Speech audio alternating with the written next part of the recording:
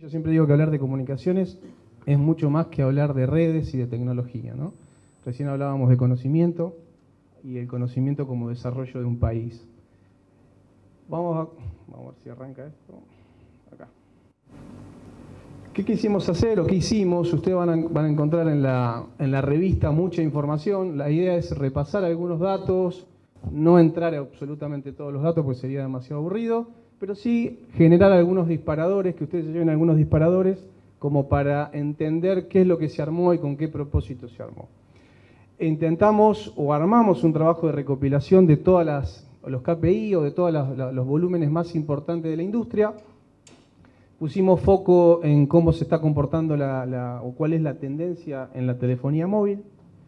Y después hicimos todo un recorrido entre los países de la Unión Europea, comparándolo con España, Latinoamérica y Argentina, obviamente, de todo lo que son nuestras redes actuales. Bien, la red móvil, la red fija en las distintas versiones que hay, ¿no? De cable, de cobre, fibra, etcétera. Y después, obviamente, que todo esto apalanca un poco o dispara todas las propuestas que después nos va a comentar Fabián. Obviamente, y ahí lo pongo, no es un benchmarking, porque en realidad acá no estamos diciendo cómo se hacen las cosas en un lugar en otro. Simplemente estamos mostrando valores y estamos viendo qué diferencia hay en el alcance de cada una de estas volumetrías que estamos mostrando. Bueno, más o menos van a encontrar toda la información de las tendencias de la móvil, toda la parte de las gráficas hasta llegar al 5G en la parte de los países de Europa. Recopilamos de fuentes muy validadas en la industria toda esta información. Y vamos a repasar todos estos puntos, estimaciones, cómo estamos con la banda ancha, cómo estamos con el parque de líneas, cómo está el mercado, qué diferencia hay entre precios. Bueno, vamos a ir recorriendo rápidamente para no aburrirlos todas estas cosas que obviamente en el informe van a encontrar muchísimas más y con muchísima más profundidad. Acá simplemente la vamos a nombrar y vamos a mostrar algunas cosas más relevantes. Arrancamos con una estimación de tráfico, ¿no? ¿Qué desafíos se nos vienen en la industria con respecto al tráfico de la móvil? Se está estimando que el tráfico entre el 2018 y el 2024 va a crecer 6 veces. ¿Bien? Así que todos los que somos de la industria ya sabemos que lo que se nos viene atrás cuando decimos que va a crecer 6 veces. En Latinoamérica está considerado que va a crecer exactamente 6 veces, que es el promedio de todo. En otros lugares van a crecer un poco más, un poco menos, pero en Latinoamérica va a crecer 6 veces en cuanto a su tráfico. ¿A raíz de qué? Bueno, obviamente una de las cosas que más apalancan este crecimiento tiene que ver con el tráfico de los dispositivos móviles. Y ahí vemos cómo va a crecer en Latinoamérica, que va a crecer de 3.1 GB por mes, que es lo que está traficando un dispositivo móvil actualmente, a aproximadamente 18 GB por cada dispositivo móvil. ¿Bien? Ya estamos hablando seguramente lo vamos a ver rápidamente, de 5G. Bien, ¿qué es lo que más va a tirar para arriba este crecimiento? Bueno, obviamente ya lo está haciendo, que es el tráfico de video, que va a pasar de tener el 60, que es actualmente el 60% del tráfico de la móvil, a pasar a ser aproximadamente el 74%. Y dentro del tráfico de video, bueno, obviamente ahí están las palancas que lo levantan de alguna manera, ¿no? Los contenidos que se están poniendo online, que son cada vez más, noticias, redes sociales, el crecimiento del VOD, los de streaming, los servicios de streaming que cada vez son más, ¿sí? Hoy uno puede ver un recital por streaming, contratarlo y lo ve casi online, de una manera muy puntual, con servicios que son totalmente nuevos, que de hecho a veces no son de las grandes operadoras del video. Bueno, el cambio de comportamiento, es decir, no solamente está cambiando el comportamiento de los más chicos, está cambiando el comportamiento de los más grandes también, que eso es interesante, ¿sí? Cada vez más la gente más grande se está animando, a veces por necesidad, porque quiere estar conectado con la familia, etcétera, etcétera, pero se está cada vez animando más a meterse en la tecnología. Bueno, ahí tienen un poco todos los que lo disparan. Y una de las patas más importantes dentro de este crecimiento de tráfico es el IoT.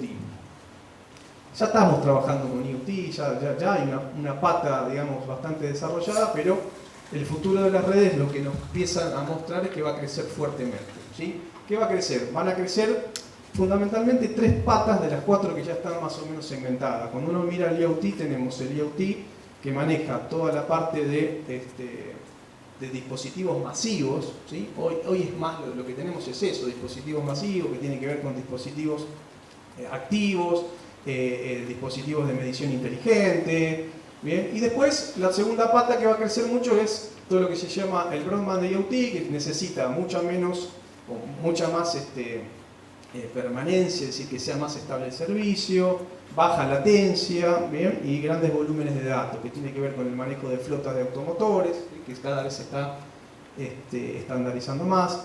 El manejo de drones, ustedes vieron que ya el tema de los drones ya no pasa por manipular un dron, sino que ya se empiezan a controlar entre distintos dispositivos. No sé si vieron, la semana pasada salió un artículo interesante que mostraba un avión que despegaba, que eran todos drones con luces. Uno lo ve y parece que es un avión que despega. Bueno, lo que se está diciendo hoy es que hasta va a reemplazar a los fuegos artificiales los drones. Es decir, va a tener tanta automatización y tanta gestión entre ellos que van a poder generar la figura que uno quiera, ¿sí? Es interesante ver eso, cómo se está desarrollando. Después empezamos a ver 2 patas importantes que tienen que ver con el IoT de funcionamiento crítico, ¿sí? Que son básicamente todo lo que tenga que ver con los automatismos o con los autos programados, con toda la que tiene que ver con las redes inteligentes y el tráfico de los servicios públicos, ¿no? Todo esto que empieza a tener control con el entorno empieza a ser muy fuerte. Y por último, todo lo que tiene que ver con la automatización en la industria. Es decir, hace rato que viene la automatización en la industria, pero ahora se está generando un nuevo cambio que tiene que ver con algo que acá lo agregué. Si recién hablábamos de, nuestra locutora hablaba y comentaba de estábamos en la industria 4.0, ¿no? Bueno, ¿qué quiere decir la 4.0? La semana pasada tuve justo un congreso eran sociólogos y investigadores del CONICET. Ellos dicen que llamarla 4.0 es un reduccionismo, ¿sí? Porque es muchísimo más complejo el salto que se está dando entre la 3 y la 4 que cada uno de los anteriores. Mucho más complejo en el trabajo, en muchísimas facetas. Bien, es mucho más complejo. Y lo que va a generar esta nueva etapa es, ya había dispositivos automatizados. ¿Qué diferencia son los dispositivos de la 4.0 con la 3.0? Es que los dispositivos automatizados empiezan a tener mirada del contorno, es decir, antes eran automatismos quietos, entablados en un determinado lugar que uno le decía a través del PLC, que es el controlador lógico programable que está por ahí, le decía qué es lo que tenía que hacer, pero siempre con una rutina estática, con pocos sensores, y podría haber una pieza que se trae, pero no más de eso. Hoy no, hoy lo que estamos diciendo es va a haber un automatismo que se va a alimentar solo, con materias primas solas, que van a salir de un almacén y que van a llegar, y se va a saber cuándo la necesita la máquina, que va a poder caminar un determinado dispositivo por una empresa sin que nadie los controle y puede estar caminando la gente y va a tener perfecto dominio del contexto. Eso es el gran cambio en la automatización que se está generando ahora. Bien, ahora vamos a entrar con unos números un poquito más duros, que lo que queremos ver es dónde estamos parados como país, como región, en cuanto a algunas variables. Cobertura de banda ancha. Dijimos, bueno, vamos a ver cómo está la Unión Europea, cómo está. Bueno, la Unión Europea tiene un 97% de cobertura de todos sus hogares con banda ancha. Y si ustedes lo ven, por eso quise poner el gráfico con toda la serie, no es 2018-2019, ya viene siendo de hace muchísimos años esto. ¿Bien? ¿Cómo está Latinoamérica? De ese 97%, bueno, aparte del 97% tienen una cobertura que está llegando al 87%, ¿sí? De las zonas rurales. Es decir, no solamente se está dando una muy buena cobertura en las zonas residenciales, sino también en las zonas rurales. ¿Cómo está América Latina? Tiene solamente el 55 y el 15 para las zonas rurales. ¿Cómo está Argentina? Un 64% de cobertura tenemos aproximadamente, ¿sí? Y un 16% solamente de nuestras zonas rurales. Zonas rurales es una forma de llamarlo, localidades chicas, ¿no? Gente de cooperativa que las conocen muy bien. Cuando entramos a ver eso a nivel provincia, ya la cosa también empieza a cambiar. El 64% a nivel región, o a nivel país, se convierte en algunos lugares, y marqué simplemente dos como para no olvidarme, 106% de la penetración en Cava, es decir, tenemos más acceso que hogares. ¿Bien? Y en Formosa estamos en un 21%. San Luis está en un 15%. Se los digo porque van a decir, ¿por qué no puso 15, que es el más bajo? En realidad no lo puse porque el 15% tiene que ver con que en San Luis hay una cuestión muy distinta. Es decir, el 85 al 90% de la población de San Luis usa las redes públicas del Estado, digamos, la Wi-Fi. ¿Qué hacen estos muchachos de la Unión Europea para llegar a estos valores? Es decir, bueno, hacen planes y se comprometen a largo plazo y hacen, de alguna manera, se rigen y se controlan entre ellos y se comparan entre ellos de una manera bastante interesante. Por ejemplo, tienen este indicador, van a ver varios en el informe, pero este indicador es súper interesante. El DESI, Digital Economy and Society Index. ¿Qué quiere decir esto? Que miden 5 variables. Nosotros no tenemos nada de esto. Tenemos que empezar a pensar en la industria en tener este tipo de cosas, ¿no? Estas cosas que integren no solamente la cuestión tecnológica, sino miren lo que integra este indicador. La conectividad, que habla de que de la banda ancha fija, la banda ancha móvil, qué estructura de redes tiene ese país, cómo está el capital humano, es decir, qué tanto uso le da la gente y qué tanto lo conoce, ¿sí? Qué tanto lo aplica para su vida cotidiana. El uso de Internet en transacciones en línea, ¿sí? ¿Qué hacen los ciudadanos? Miden qué cantidad de transacciones en línea hacen los ciudadanos de cada país. Miden qué tan digitalizado están las empresas y el comercio electrónico. Y después, por último, los servicios públicos. Y con esto arma un ratio. Fíjense, Finlandia, Suecia, Holanda, Dinamarca. ¿Sí? Después tienen una tablita que dice cada uno de estos países, porque yo tampoco, la verdad que nunca me los acuerdo. Esta la tienen por ahí también. ¿Sí? Estas son las cosas que hacen que, al ponerse de acuerdo en qué indicadores van a medir y medirlo durante muchos años y tener planes sustentables durante muchos años, hacen que países estén en el nivel que están. Bueno, seguimos para no entrar en demasiados detalles en eso, pero ¿qué niveles de banda ancha tenemos? Es decir, recién miren que estábamos en el 64% de cobertura, ¿no? Y un 97% en la Unión Económica. Ahora bien, en la Unión Económica hay un 70 megabits por segundo, de banda ancha. Esa es la velocidad promedio con la que trabajan o la que tienen los suscriptores en la Unión Europea. En España ya están en 106. ¿Sí? 106. Han fuertemente invertido en fibra y en servicios. En España salió hace muy poquito que los clientes de España dicen que la fibra óptica los complace en un 93% de toda su satisfacción, que es es la red que más los satisface a los europeos. ¿Cómo estamos en Argentina? Estamos en 20 megabits por segundo promedio, ¿sí? Es el dato oficial que estamos. Bastante cosa para hacer, pero esto no es lo peor. Lo peor es que es de un 64% donde tenemos cobertura, ¿no? Matemática simple, si yo le agrego un 34 a 0, porque el otro 34 no tiene cobertura, ¿a cuánto se nos va el 20? Se nos va bastante menos, ¿no? Si lo miramos a nivel país y no lo miramos solamente como la gente que tiene banda ancha. Ahora bien, aparte de 20, 30 tenemos en la capital y tenemos 5,5 en La Pampa. ¿Sí? 5,5 hoy, el que usa streaming, el que tiene un hijo que le gusta los jueguitos y todo lo que vivimos nosotros todos los días, no hay mucho para hacer, ¿no? Es preocupante que tengamos esas diferencias. Bien. ¿Cómo es la penetración ahora en lo que se llama la ultra broadband o velocidad más rápida, 30 megabits? Bueno, en la Unión Europea tiene el 60, el 87, 4 y 5 en Argentina. Estamos ahí peor todavía. En la Unión Europea viene cayendo fuertemente todo lo que tiene que ver con la red de cobre. Fíjense que bajó del 80 al 60 en estos últimos años, ¿sí? Igual sigue siendo el 60, que es muy alto. ¿Y cómo estamos en Argentina? En Argentina estamos en el 42%, es decir, nuestro tráfico de internet está cursando por redes de cobre todavía, 42%. Ahí ven que el celeste son las fibras. Bueno, faltan algunas cosas a actualizar, puede ser que esto todavía es dinámico, todos los meses cambia, pero es lo más actualizado que tenemos y lo que muestra que celeste hay muy poquito, ¿no?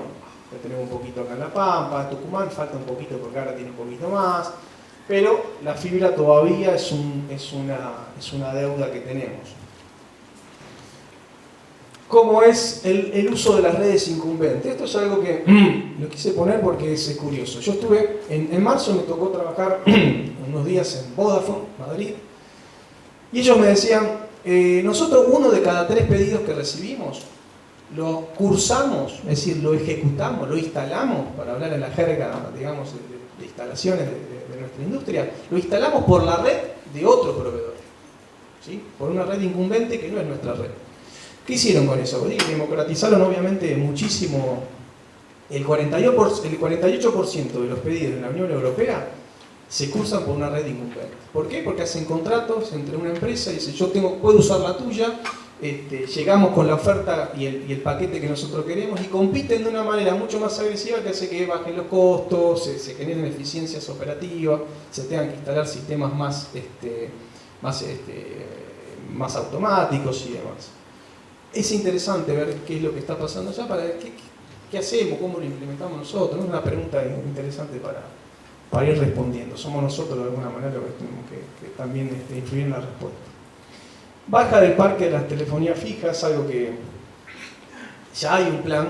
El plan, por lo menos la voz más fuerte la hizo la France Telecom, diciendo que en el 2023 apaga todas las líneas, apaga todas las centrales TDM.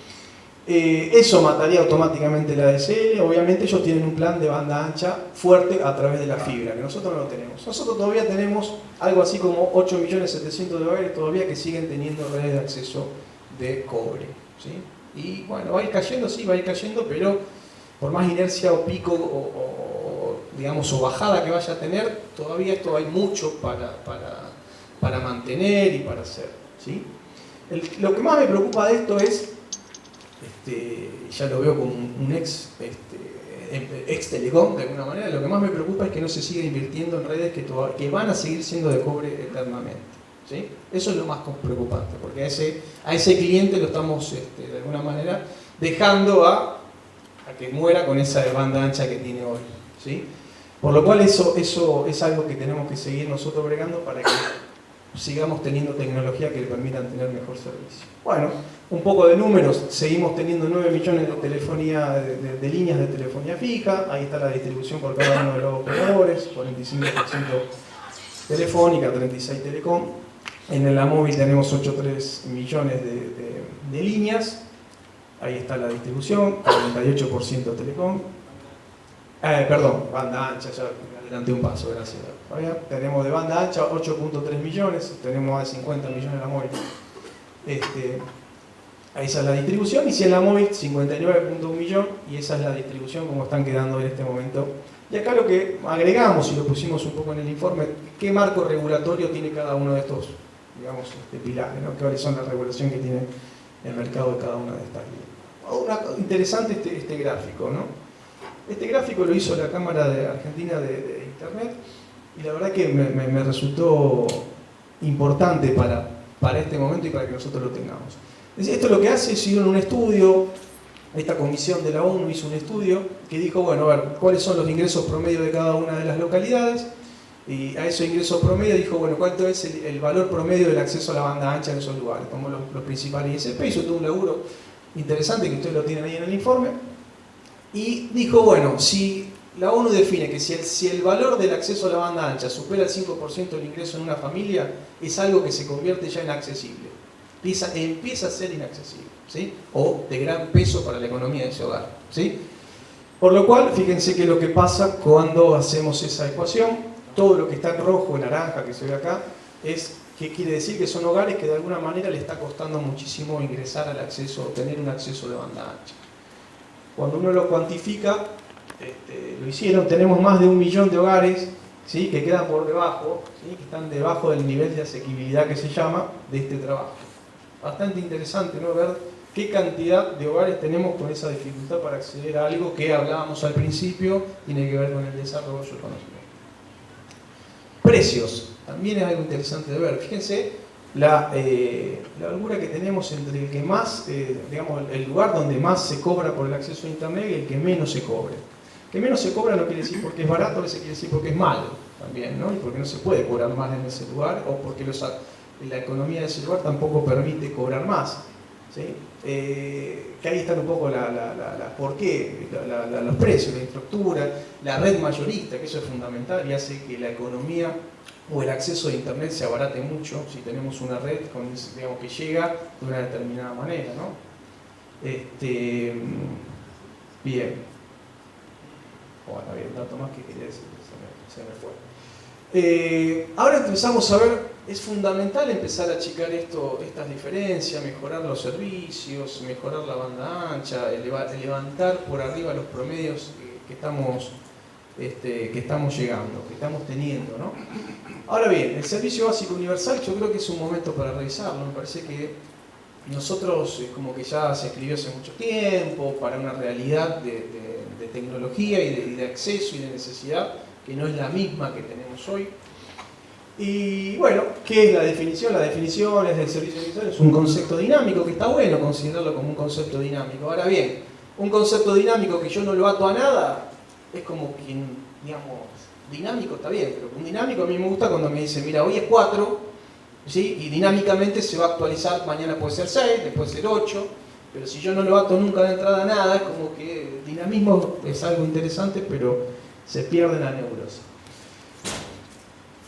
¿Cómo fluye esto? ¿Cómo funciona? ¿No? Que esto lo conocen ustedes muy bien, pero creo que es el momento también de empezar a revisarlo, ¿no? De empezar a ver si estas cuestiones ya definidas hace mucho tiempo son las que nosotros tenemos que seguir teniendo en la industria. Bueno, obviamente hay un fondo de inversión que se llama el fondo fiduciario, donde todas las TIC aportan el 1% de todas sus ganancias, neta de impuestos. Después hay programas que lo genera la ENACOM, programas que tienen que ver con dónde es necesario desarrollar una industria, ¿sí? Ustedes vieron ahí dónde era necesario, creo que se va poniendo en evidencia dónde hay una necesidad, por lo menos, ¿no? Esos programas que son diseñados de una manera centralizada, por decirlo de alguna manera, con el aporte obviamente de toda la industria, después se termina ejecutando en determinadas obras que ejecuta el ARSAT o alguna empresa que se contrate, ¿no? Y con esto se empieza a generar, por lo menos para mí, lo que yo llamo una democratización del servicio. Por lo cual, o una federalización del servicio, me gusta más, interesante que lo podamos revisar. ¿Qué cosas sí hace también la ENACOM en concepto de mantener esa federalización? Y acá creo que los que venimos de la línea telefónica o del palo telefónico, y que estamos hace unos cuantos años, servicio semipúblico de larga distancia, ¿sí? Bueno, todavía hay un control sobre los semipúblicos de larga distancia, se controla sobre los servicios de una determinada área de tarifa, ¿sí? Eso es otro concepto, servicio de tarifa básica, ustedes lo saben, fuera de área, dentro de área. Bueno, eso se escribió hace muchísimos años, se perpetuó y nadie más lo controló. Así que, qué sé yo, para mí el país, toda la área de tarifa básica, ¿no? Pero bueno, qué sé yo, esto no es semántico solamente. Porque estar fuera del área de tarifa básica quiere decir puede ser un barrio nuevo que se hizo a la otra cuadra del último barrio que se hizo hace muchos años, significa que cuando uno vaya a pedir el servicio le digan no te lo doy y no sé cuándo te lo voy a dar. ¿Por qué? Porque está fuera del área de tarifa básica. ¿Sí? Así que no es solamente una cuestión semántica. Y no hay nada que le podamos decir a ese cliente si no, mira, nosotros de alguna área reguladora te vamos a dar una mano. Bien, después los controles de riesgo o los riesgos eléctricos, perdón. Y esto es lo que considero que también debemos seguir revisando y viendo cómo le damos una vuelta para actualizarlos. ¿Qué conceptos? Y esto acá me atreví a escribir algunos conceptos, ¿sí? Que deberíamos empezar a incorporar para redefinir un servicio básico, ¿no? Cuando uno mira estos países que tenían esos KPI, ya están viendo qué niveles de banda ancha quieren tener para sus servicios dentro de unos años, de banda ancha. Nosotros no tenemos mencionado dentro de un servicio básico todavía la banda ancha. No es un servicio básico, digamos, definido como tal. Características del servicio, creo que hay algo que tenemos que empezar a agregar. ¿Sí? ¿Qué necesitamos hoy? Entonces, cuando yo digo qué necesitamos hoy, a partir de eso sí, digamos, ahora que sea dinámico. Porque entonces me permite empezar a hablar del día de mañana que necesito mañana. Pero si no está atado a nada estático, de alguna cuestión anclada, no avanza en ese dinamismo. Concepto de convergencia de servicios. La convergencia de servicios no estaba de la misma manera, hoy estaba muy fuerte la convergencia de servicios, todos lo viven día a día, ¿no? El quadruple play, qué cosas se lleva a una compañía por tener un determinado alcance de la móvil que el otro que estaba al lado no lo tiene. Bueno, todas esas cosas es importante empezar a considerarlas dentro de este concepto de servicio básico. ¿Qué tenemos para el futuro? Mejorar la conectividad, lo que se llama la HONDER. Bueno, los americanos decían, el año pasado me tocó estar en un congreso y me decían, el antiaño, perdón, me decían, nosotros no nos preocupamos por la HONDER. Que son las mediciones de radiación no ionizante, ¿no? Obviamente tenemos que empezar a regular también nosotros como industria muy fuertemente esto. ¿Sí? Se van a instalar muchas antenas, pero tenemos que hacerlo de la manera más segura posible para todos nosotros, ¿no? Por lo cual es algo que tenemos que considerar, las dos cosas, las dos partes. Bien, bueno, estas son las tres cosas que dijimos que son desafíos rápidos ya para el futuro inmediato. Ahora bien, cuando uno habla de todas estas cosas, no puede dejar de olvidar cuál es la red que lo soporta, ¿no? Es decir, no podemos entender la móvil sin entender el resto de las redes. La móvil no es algo que, no es un satélite, que ahora un especialista nos va a dar una charla sobre eso, pero es algo que se soporta y se soporta a través de las redes fijas, ¿sí? Si no tenemos, puse un par de fotos bastante agresivas de la red fija, pero es la red fija la que va a seguir dándonos soporte para que todo esto funcione. Si no tenemos una buena red de transporte, una buena red de backbone, esto no va a funcionar, por lo cual si no tiramos fibra por abajo del piso y no hacemos las horas que tenemos que hacer, obviamente no se sostiene. Bueno, para mí hablar de tecnología, hablar de telecomunicaciones, como dije al principio, es algo más que hablar de tecnología. Muy brevemente, en 30 segundos, voy a contar dos experiencias que yo tuve que me parece que son importantes para demostrar esto. Hace muchos años yo trabajaba en un área llamada control de gestión, fin de año, reunión de fin de año. Como era control de gestión, un área cercana al CEO, el CEO hace una reunión, nos saluda, qué sé yo, hace todo su discurso y dice, bueno, si alguien tiene una pregunta, yo levanto la mano y le digo, bueno, era una situación similar, la devaluación, había en ese momento algo raro, ¿no? En Argentina había devaluación y qué sé yo, le digo, bueno, ¿qué pasa el año que viene con las inversiones? ¿Vamos a poder continuar con las inversiones? Porque en ese momento teníamos una localidad y se le dije, por ejemplo, esta localidad, le digo, ¿le vamos a poder dar el servicio más o menos que nos están reclamando? Porque salíamos en los diarios todos los días. El CEO que me dijo, un CEO que no era argentino, muy carismático, la verdad que un tipo piola, muy amable, la verdad que era lindo hablar, me dijo, mirá, después que me dio toda la explicación de que iba a haber recortes y qué sé yo, me dijo, bueno, y de todo modo, dice, si los ciudadanos de esa ciudad quieren tener mejor banda ancha, que se muden a la capital, me dijo. Yo me quedé, la verdad que me quedé bastante congelado, pero eso no fue lo peor, no fue lo que más me disgustó que me lo haya dicho, porque la verdad que si yo esperaba otra cosa de un CEO, el error era mío.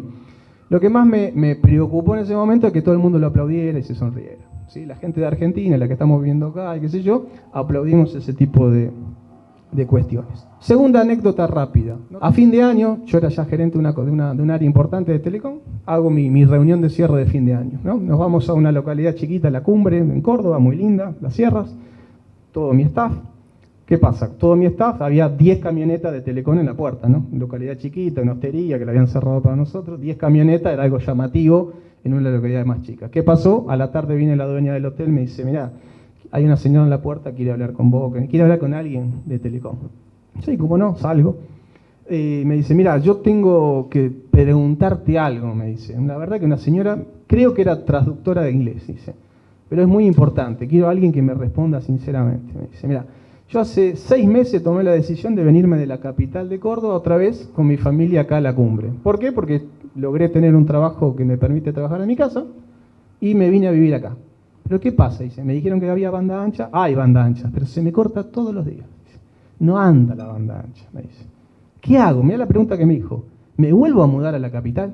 No me preguntó por la banda ancha. Yo que ahí alguna cuestión técnica podía responderle. Me preguntó, ¿me vuelvo a mudar a la capital?